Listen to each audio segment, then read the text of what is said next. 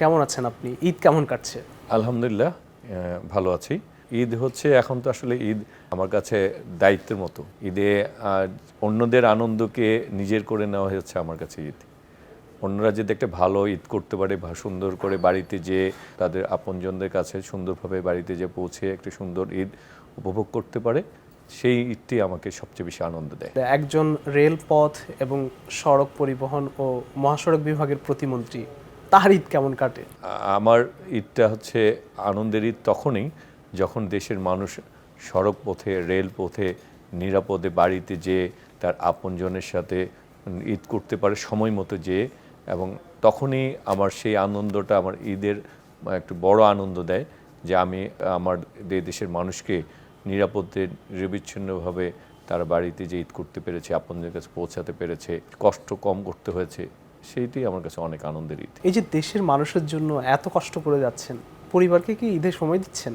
দেখুন, আমরা যারা রাজনীতি করি এবং বিশেষ করে 12ই ফেব্রুয়ারি নির্বাচনের পর আমরা যারা সংসদ সদস্য নির্বাচিত হয়েছি এবং নির্বাচিত হওয়ার পর মাননীয় প্রধানমন্ত্রী তারেক রহমান যাদেরকে আমাদের মন্ত্রিপরিষদে যাদেরকে স্থান দিয়েছেন, দায়িত্ব দিয়েছেন, আমরা এই দায়িত্বটুকু আগে যেমনিভাবে আমরা আন্দোলন সংগ্রাম করেছি গণতন্ত্রের জন্য, দেশের মানুষের ভোটাধিকার গণতন্ত্র প্রতিষ্ঠার জন্য, তেমনিভাবে আজকে দায়িত্ব দিয়েছেন তিনি দেশের মানুষের দুঃখ কষ্টগুলি লাঘব করে আগামী বাংলাদেশ গড়ে তোলার জন্য। এবং যে আকাঙ্ক্ষা এবং স্বপ্ন থেকে মানুষ আমাদেরকে ভোট দিয়েছে, আমরা সেই স্বপ্নই দেখি যে স্বপ্ন বাস্তবায়ন করা যাবে। সুতরাং আমাদের প্রধানমন্ত্রী, মাননীয় প্রধানমন্ত্রী, তিনি পরিকল্পনা ভিত্তিতে দেশকে এগিয়ে নিতে চাচ্ছেন, আমরা তার অংশ। সেই অংশে সেই কাজটা আগে করতে হয়। এখানে আসলে পরিবার মানুষজনও আমাদের জন্য সে ত্যাগটুকু স্বীকার করতে তার প্রস্তুত রয়েছেন। তারাও মনে করেন যে স্বামী অথবা কেউ আমার সন্তানরা তার মনে করেন তার বাবা হিসাবে যদি মানুষ আমার কর্মকাণ্ডে মানুষ সুখী হয়, মানুষ ভালো থাকে, তাহলে সেই অংশীদারিত্ব তারা পাবে। মানুষ বলবে তোমার বাবা ভালো কাজ করছে, তোমার বাবা এই সরকার ভালো করে, তখন সে মনে করবে যে আমিও তো তাইলে তার একটি অংশ। সেখানে আসলে পরিবারও অনেক কিছু মেনে নেয় আমাদের বেলায়। সুতরাং পরিবার অনেক চড়াই উত্তর মধ্যেই আমাদেরকে দেখেছে, কখনো জেলে, কখনো ফেরারি, কখনো রাজপথে, কখনো আহত, কখনো হাসপাতালে, বিভিন্ন পর্যায়ে দেখতে দেখতে তারা এই পর্যায়েতে এসে তারা মনে করে যে না, এত শ্রমের বিনিময়ে এখন তো অন্তত আমরা দেশের মানুষকে কিছু দিতে চেষ্টা করছি। মাননীয় প্রতিমন্ত্রী, আমরা একটু আপনার ছোটবেলায় ফিরে যেতে চাই। এখন যেহেতু ঈদের সময়টা, ছোটবেলা আপনার কিভাবে ঈদ কাটতো সেই সময়টাকে একটু যদি শেয়ার করেন আমাদের সঙ্গে।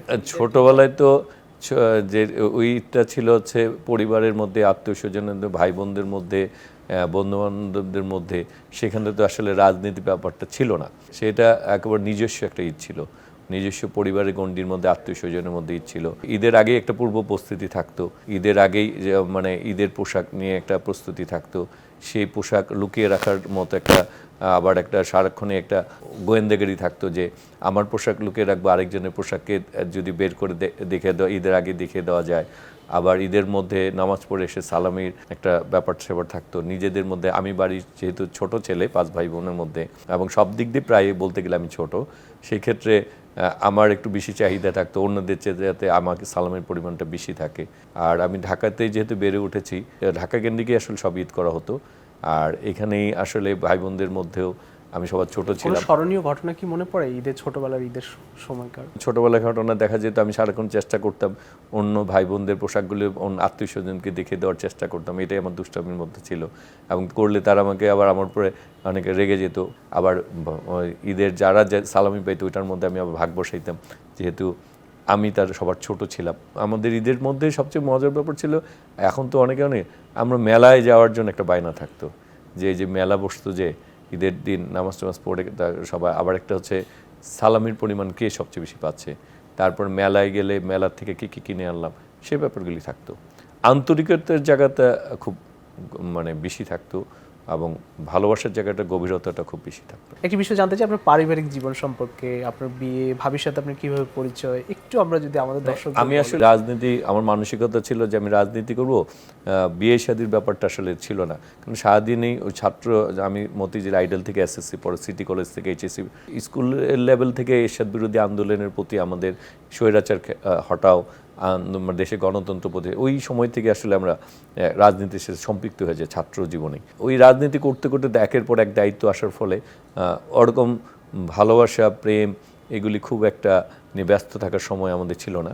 হয়তোবা ভিতরে ভালোবাসা ছিল, প্রেম ছিল, কিন্তু প্রকাশ করার জায়গাটা খুব কম ছিল। আর রাজনীতির প্রতি ভালোবাসাটাই খুব বেশি ছিল। ভাবির সাথে আপনার হ্যাঁ। প্রথম কবে পরিচয় হয়েছিল? পরিচয়টা বিয়ের আগে হয়, কিন্তু বিয়ের আগে যখন সে আমাকে বলে আমার সাথে তখন আমি তাকে বলি যে আসলে আমার সাথে আপনার পরিচয় হয়ে, তখন তো আপনি করে বলা যে হয়ে লাভ নেই, কারণ হচ্ছে আমি রাজনীতিকে বেশি ভালোবাসি এবং রাজনীতিটাই করতে চাই। আমার দিয়ে মনে হয় খুব সম্ভবত প্রেম ভালোবাসা বা বিয়ে শাদী এরকম জায়গায় হবে না। আমার একটা সময় এসে ঠিক আছে, সে যখন বারবার বলতেছিল তখন বললাম যে ঠিক আছে, আপনি ছবি দেন, বায়োডাটা দেন, আমি বাসায় দেখাই। যদি তারা বলে ওইটা দেওয়ার পর থেকে তার সাথে আমার একটা যোগাযোগ হয়, কথাবার্তা হতো। পরে আমার ফ্যামিলি থেকে, আমার বাসা থেকে যখন বিয়ে শাদীর ব্যাপারে সিদ্ধান্ত নিল, আমার বাসায় চাচ্ছিল আমি বিয়ে শাদী করি, কিন্তু আমার যেহেতু রাজনীতি নেই, মনে করেছিল যে বিয়ে শাদী করলে হয়তো বা রাজনীতির থেকে আমি একটু হলেও সময় কম দিয়ে এদিকে ব্যক্তিগত জীবনের দিকে বেশি।